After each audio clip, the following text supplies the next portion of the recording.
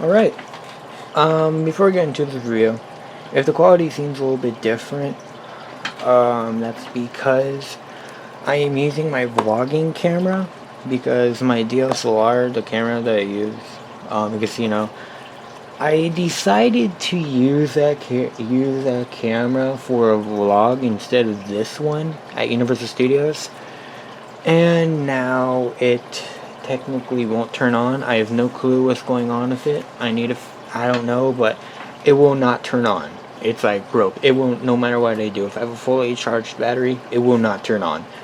So yeah. But besides that, I'm just gonna use my vlog camera. The exact thing. I use this camera for the most source review, so it won't be that bad. By the way, it's interesting. If you guys don't remember, or if you haven't seen the vlog, I recommend you checking it out. It's at Jurassic World The Ride, Universal Studios Hollywood. That's where I got this figure. So I think it cost, yeah, 20 bucks, whatever. I don't know, I never seen this at stores. Any of my Walmarts or Targets, I've never seen this figure, ever.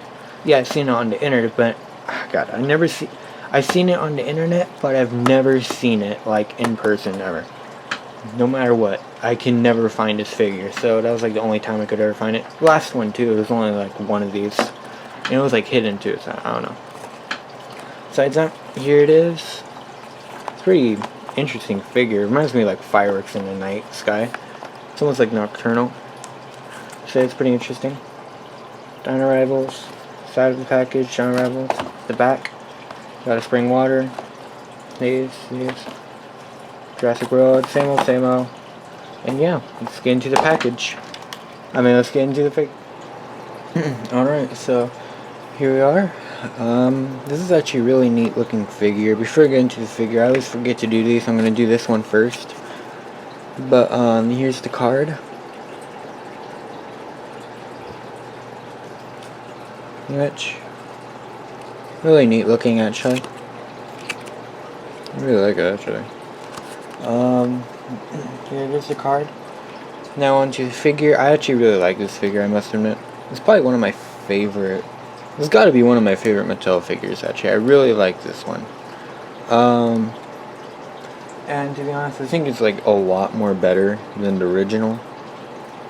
I guess technically ain't original, but than the first Dilophosaurus mold that we got. But first off, you can see that the frills almost look like fireworks in the night sky, to be honest. That's what I think. Interesting enough, there was originally supposed to be like black on the frill, on the top of the frill, but they got rid of that, sadly. It would look really neat too. The jaw can move pretty much down to like right here and move up to right here. But when you close the frill, the jaw could like move down there. But at the same time, it's like very, very loose, pretty much. So you need like the frill open to like sort of hold the jaw. Yeah, sadly the jaw could only get close to that much. The back looks really neat. The arms can go out and they could also rotate. The legs can move.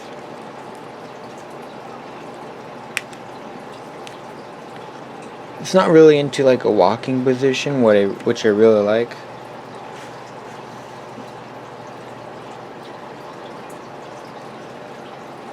Pretty neat figure. The tail's pretty long. No paint on the tail. The underbelly just stops right there. Here's the barcode. At least, well, not really technically a barcode. Hold on. Actually, there we go. Yeah, there's the barcode. So just like pause and, scan it. Here again, frills could open and close. Frill's pretty shiny on the back. They glossed the frill, which is pretty interesting. But the rest of the figure ain't glossed.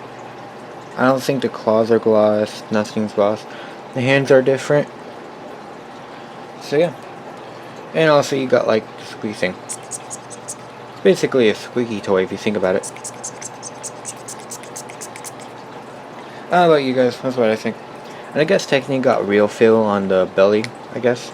Sucks that the whole figure ain't made out of rubber, just a belly. I find that pretty lazy. Because unlike the old figure, this is like its good side. The other side, oh man, that ain't that good.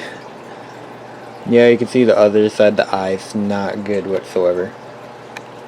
But besides that, but you can see like this figure is like entirely made out of rubber. Like you could legit bend it.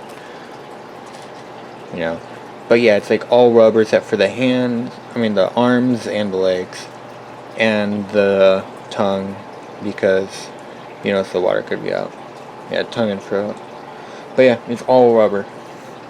But sadly enough, technically, this one is not rubber.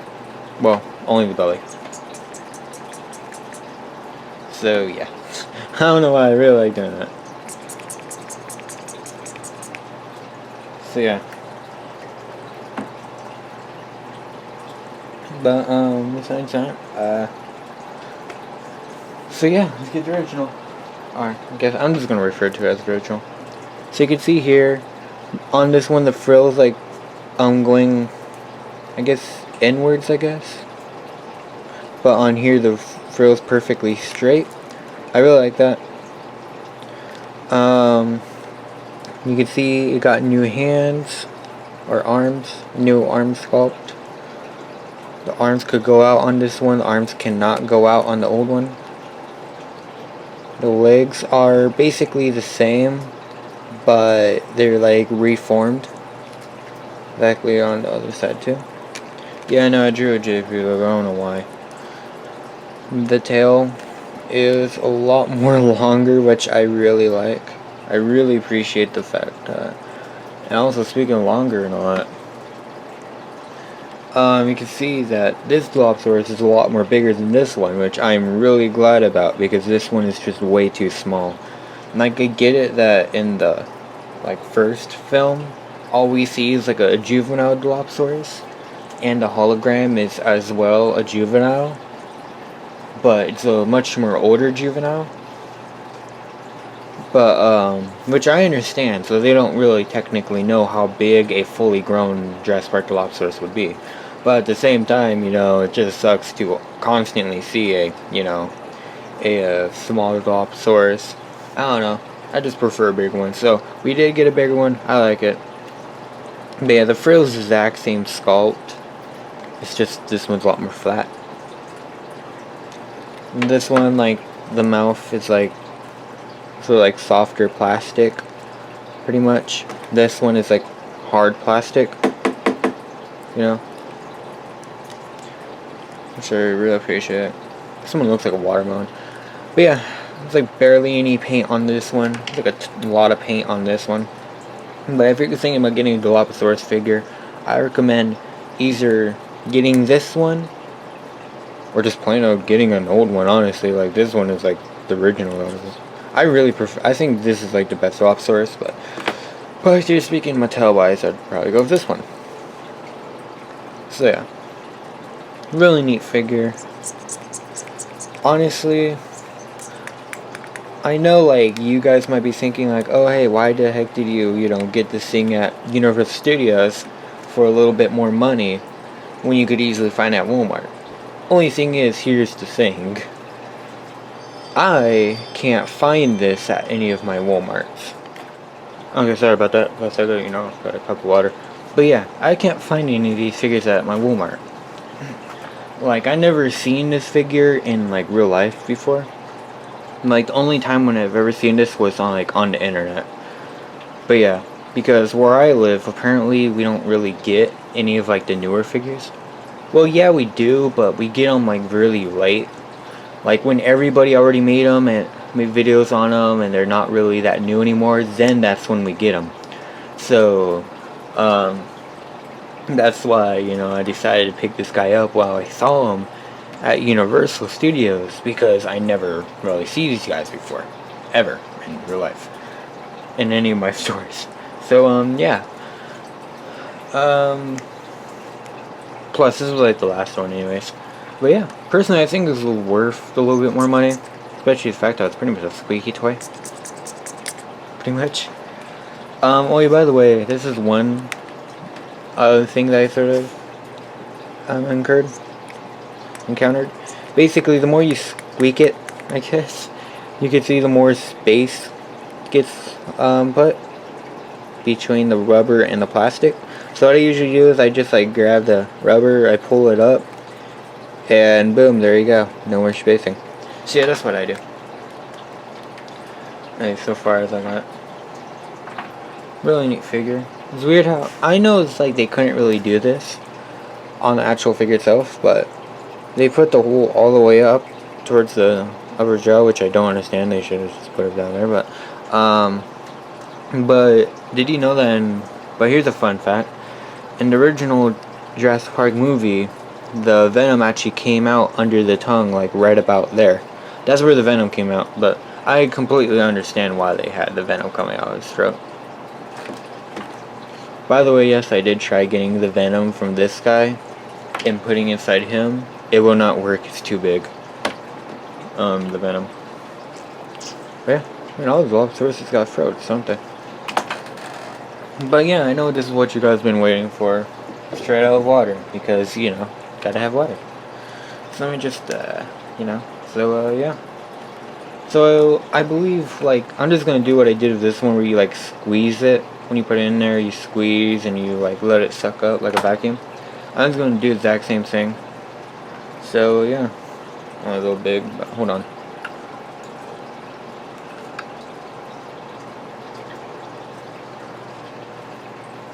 Okay, so I believe that it is done. Hold on. Just have him right there.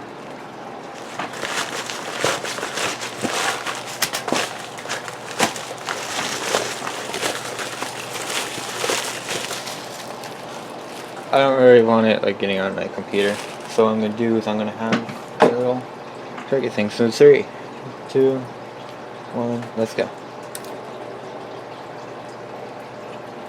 Okay, yeah. And okay, well that's it.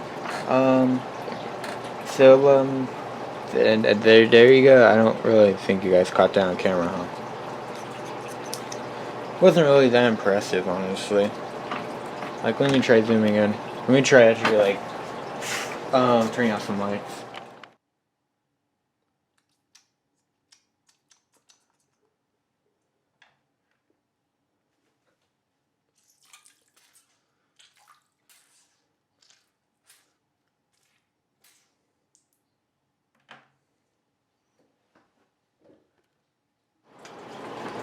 Oh yeah, by the way, no joke.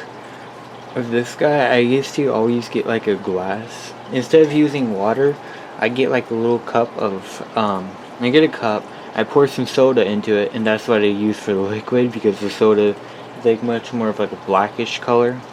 Which in reality, I guess it is sort of purple, but at night, you know, the scene was technically black because it was at night, it was dark. But yeah, I always used to like use soda for this guy. I know it might not sound like a good idea, but it was interesting. It was really neat. I recommend you guys try it. Not really. I don't know. But, yeah.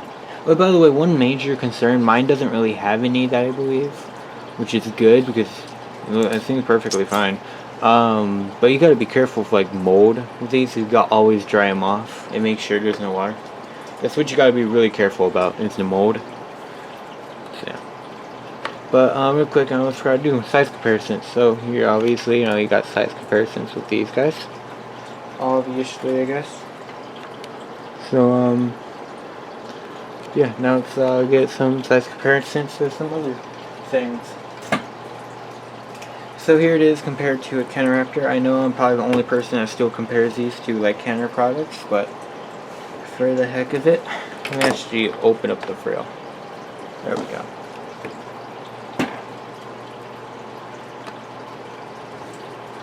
Yeah, there it is compared to a Canoraptor. I know there ain't much of a difference, but here it is compared to a Raptor. At least to me, there isn't really much of a difference.